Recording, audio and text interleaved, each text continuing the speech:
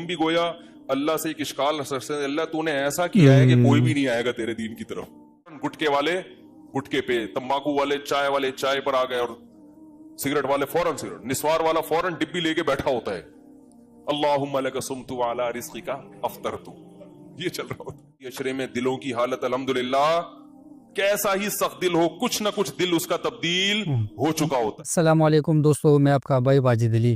آج جس ویڈیو پہ میرے دوستوں ہم ریئیکشن دینے والے ہیں وہ مفتی طارق مسعود صاحب کی ویڈیو ہے. اور اکثر لوگ یہ بات بھی کہتے ہیں کہ اسلام بہت سخت دین ہے، اس میں رمضان ہے، اس میں زکوٰۃ ہے، اس میں حج ہے، تو یہ کفار لوگ نہیں ادا کر سکتے اور نہ کفار لوگ اس احکامات پر چل سکتے ہیں. تو اس کے بارے میں مفتی طارق مسعود صاحب نے بہت وضاحت سے بیان کیا ہے. تو میرے دوستو ویڈیو شروع سے آخر تک لازمی دیکھیے، اور جو ہمارے چینل پر نئے ہو تو چینل کو سبسکرائب کرنا نہ بھولیے، اور ویڈیو پسند آئے تو میرے دوستو ویڈیو کو لائک شیئر لازمی کیجیے. تو دیکھتے ہیں اس میں مفتی طارق مسعود صاحب کیا فرماتے ہیں. تو شروع کرتے ہیں ویڈیو کو. تو بھائی اللہ تعالیٰ نے دین کو، جلدی سے بات سمیٹ کے ختم کرتا ہوں، دین کو اتنا مشکل بنا دیا. 5 ٹائم نماز ہے، سال زندگی میں 1 دفعہ حج ہے، زکوٰۃ بھی ہے، پھر رمضان کے. تو غیر مسلموں کا دین تو اتنا مشکل نہیں ہے، ان کا جو ہمارا دین بہت مشکل ہے. تو یہ کیوں اللہ نے ایسا کیا ہے؟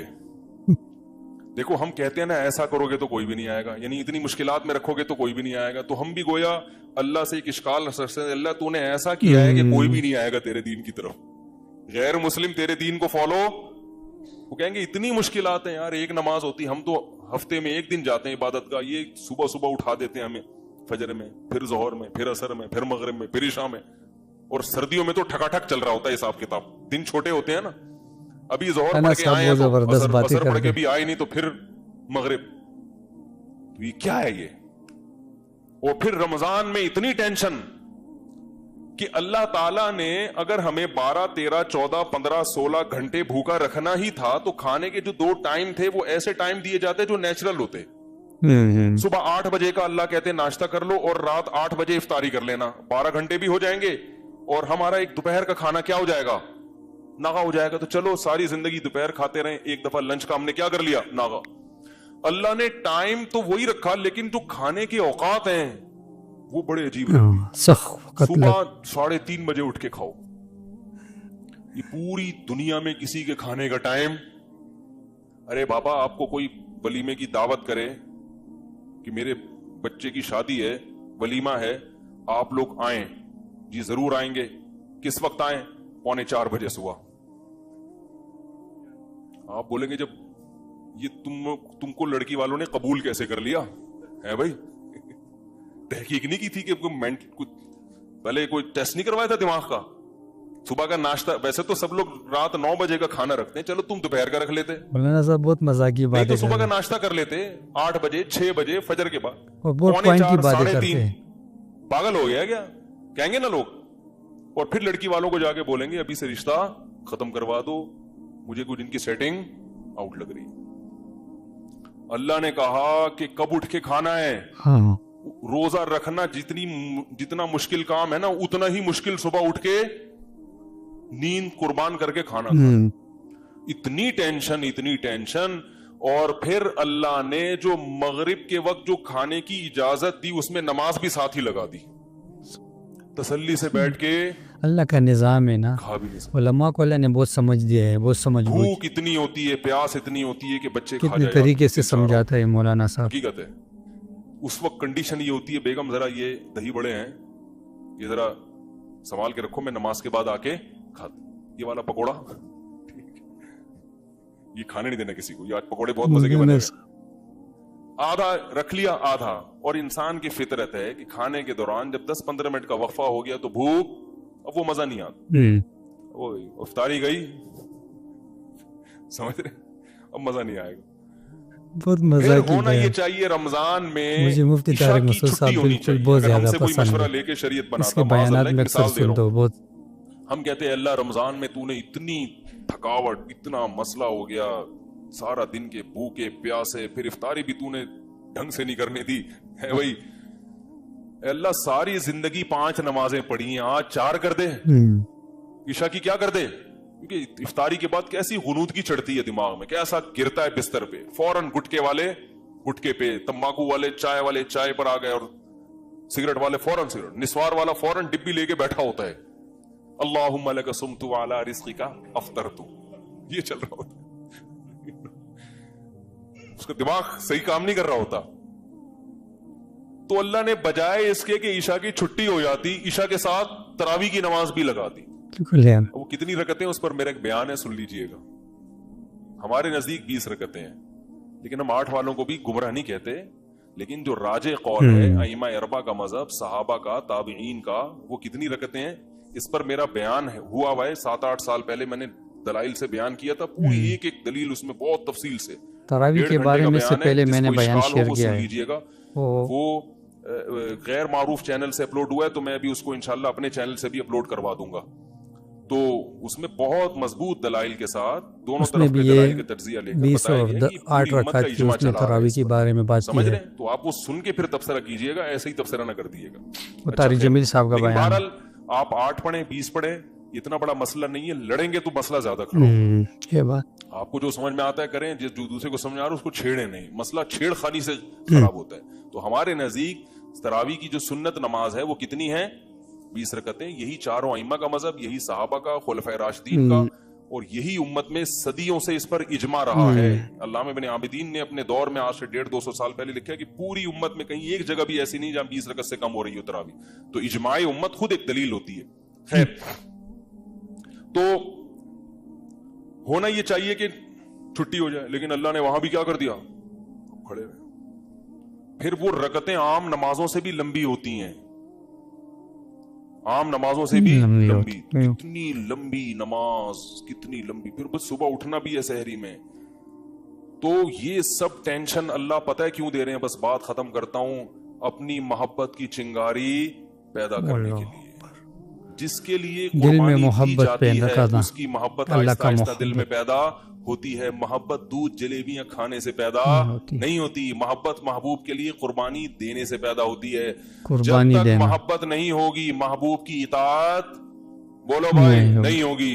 इसी वजह से रमजान से पहले जो हमारी कंडीशन होती है, आखिरी अशरे में दिलों की हालत अल्हम्दुलिल्लाह, कैसा ही सख्त दिल हो, कुछ ना कुछ दिल उसका तब्दील हो चुका होता है। इंसान में चेंजिंग आता है, अफसोस इस पर है कि फिर उस दिल बदल जाता है। तब्दीली को बचा के नहीं रखते, ईद के दिन वो सब रिवर्स कर देते हैं। अल्लाह ने तो उस गाड़ी को ट्रैक पे चला दिया रमजान में, अब चल रही है तो चलाते चले जाओ। हम ईद में दोबारा कच्चे में उतार लेते हैं उसको, ठीक है ना, दोबारा ना उतारो। तो ट्रैक पे चलना मुश्किल था, अल्लाह उंगली पकड़ के रमजान में हमें ट्रैक पे चला देते। तो इसलिए मेरे भाई, अगले हफ्ते फिर इंशाल्लाह इसी मौजू पर बयान होगा। खुशी और रगबत के साथ रमजान के रोजे रखा करो, ये अल्लाह की बहुत बड़ी नेमत है। मुसलमानों के घरों की रौनक है। कितना अच्छा लगता है घर की खवातीन सुबह सुबह उठ के, अम्मी और बाजियां पराठे बना रही हैं, सब मिल बैठ के खा रहे हैं। वैसे तो हर आदमी अपना अख्पल तरीके से खा रहे हैं आज। बच्चा स्कूल से आया, वो अपनी प्लेट लेके सोफे के नीचे घुस गया, ऐसा ही होता है ना। बिल्कुल। साहब दफ्तर से आया, वो अपना उधर कमरे में अपने कंप्यूटर का दरवाजा बंद किया, उनका कमरा लॉक किया, वहां बैठ के पता नहीं क्या कर रहे हैं, आंटी से बातें कर रहे हैं, क्या कर रहे हैं, खा भी रहे हैं। सब अख्पल तरीके से चल रहा है। कम से कम रमजान में आपस में क्या हो जाता है, बोलो भाई, जुड़ जाते हैं, सहरी में, इफ्तारी में, और फिर घर की खवातीन की कदर भी होती है। क्या ख्याल है? ठीक है ना। उस दिन अगर इफ्तारी में टाइम पे काम ना हो और आपको वो चीजें ना मिलें, कैसा इंसान गजबनाक होता है। बिल्कुल। बच्चे खाने का दिल कर रहा है और पकोड़े ना मिले आपको ऐसी सूरत में, तो इसलिए जो है गैदरिंग हो जाती है, एक घर का माहौल अच्छा हो जाता है। तो और बहुत खूबसूरत निजाम होते हैं रमजान में, जब अफ्तारी पे कटे बैठे, सहरी में करते बैठे, तो बहुत रौनक होती है और नूरानियत होती है उसमें। मिर्चों का उसको बहुत याद है। तकलीफ भी होगी, मिर्चें भी लगेंगी, लेकिन तकलीफ और मिर्चों के बावजूद रमजान के रोजे रखने, सारा दिन की थकावट एक तरफ, लेकिन अल्लाह के नबी ने फरमाया, बस हदीस सुना के बाद खत्म करता हूँ, लिस्साइमी फरहतान, हम दिन भर की तकलीफ को देखते हैं, दो फरहतों को नहीं देखते, दो खुशियों को नहीं देखते। फरमाया रोजेदार को दो खुशियां मिलती हैं, सारा दिन की टेंशन मत देखो, उन दो खुशियों को देखो जो नबी बता रहे हैं। फरमाया एक इंदल इफ्तार, इफ्तार के वक्त उसे खुशी होती है, इफ्तार के वक्त उसको सारा दिन भूख प्यास अल्लाह के लिए, अब खाना भी किसके लिए। तभी नबी कैसी प्यारी दुआ पढ़ते थे इफ्तार के बाद, ज़हबल वमा, आप सल्लल्लाहु अलैहि वसल्लम फरमाते थे प्यास चली गई, वबतल्लतिल उरूक, और रगें तर हो गई, माशा रगें तर हो गई। तर हो गई, ये अपना मजा। फरमाया वसबतल अजरु इंशाअल्लाह ताला, और पूरे दिन के रोजे का सवाब अल्लाह के दफ्तर में लिख लिया गया। असल अजर तो क़यामत में मिलेगा। मैं कहता हूं वो ना भी मिलता तो एक अजर तो अल्लाह ने दुनिया में दे दिया। प्यास के वक्त पानी का, भूख के वक्त खाने का जो मजा है वो बगैर भूख और बगैर प्यास के खाने और पीने में नहीं है। और ये फितरी लज्जतें हैं, इनका ऑल्टरनेट और इनका नेमुल बदल अल्लाह ने दुनिया में रखा ही नहीं है। फरमाए एक अजर, एक लज्जत रोजेदार को इफ्तार के वक्त मिलती है, और एक लज्जत आखिरत में मिलेगी जब उसको अजर दिया जाएगा। इंसान कितना तो खुश होगा। वसल्लम ने रमजान के क़याम को यानी तरावी और तहज्जुद की भी फजीलत बयान की, और आप सल्लल्लाहु अलैहि वसल्लम ने रमजान में दिन के रोजे की फजीलत भी बयान की। एक रोजा भी अगर छोड़ दिया बगैर उज़र के, पूरे साल रोजे रखोगे रमजान के रोजे के बराबर नहीं हो सकता, नहीं हो सकता। इसलिए घरों में खवातीन को भी समझाएं, अपने जो बच्चे जो 10 साल या 11-12 साल की उम्र से ज्यादा हो चुके हैं, छोटे बच्चों को नहीं रखवाने चाहिए, तो थोड़ा सा मिच्योर हो चुके हैं, उनको भी आदत बनाएं रोजों की, और खुद भी हिम्मत करें। ये बहार है जो अल्लाह ने मुसलमानों को दी है, इससे हम अल्लाह के इंशाअल्लाह करीब हो जाएंगे। अल्लाह ताला समझने की, अमल करने की तौफीक। आमीन। तो दोस्तों ये था रमज़ान के बारे में मुफ्ती तारिक मसूद साहब का बयान। क्योंकि रमज़ान ये नेमतों का महीना है, इस पे अल्लाह ताला शानहू बेइंतहा ज़्यादा नेमतें हर बंदे को देता है, और उसमें हर इंसान की गुनाह भी माफ़ करता है। क्योंकि रमज़ान ऐसा महीना है क्योंकि अल्लाह जल्ल शानहू हर बंदे को सीधे रास्ते पर लाना चाहता है।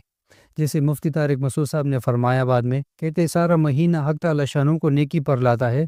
जब ईद का दिन आ जाता है तो सारा सब कुछ हम भूल जाते हैं, फिर वही पुरानी बातें, वही पुराने काम हम करते हैं। तो इंशाअल्लाह नियत करके जिससे हमारी रमज़ान में हमारा अमल हो, जिस तरह 5 वक़्त का नमाज़ पढ़ते हैं, कुरान का तिलावत करते हैं, ऐसे रमज़ान के बगैर भी हमारा ये अमल हो, 5 वक़्त नमाज़ पढ़ना, कुरान की तिलावत करना, ज़िक्र करना, और हर नेक अमल खुशी से करना। तो इसमें इंसान के लिए कामयाबी है और खुशी भी है। और रमज़ान का जो बरकत है तो दुनिया में अल्लाह देता है, जब क़यामत के दिन मौत के बाद अल्लाह इंसान को देगा तो वो सबसे बड़ी नियामत है मेरे दोस्तों।